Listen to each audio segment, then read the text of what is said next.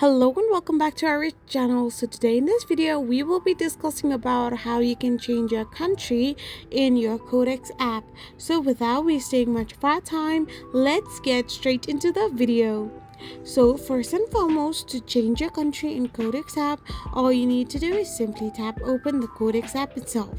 So once you open the Quotex app, you will end up in this kind of interface where all you need to do now is simply logged in into your account and then tap on the profile icon on the middle of the bar.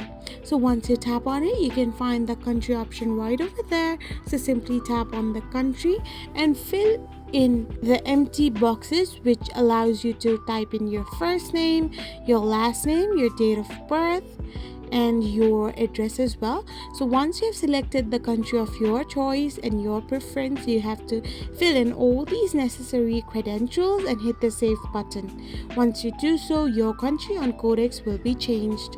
I hope you found this video helpful, so don't forget to hit that subscribe button and do give us a thumbs up. We will be back again with these informative videos.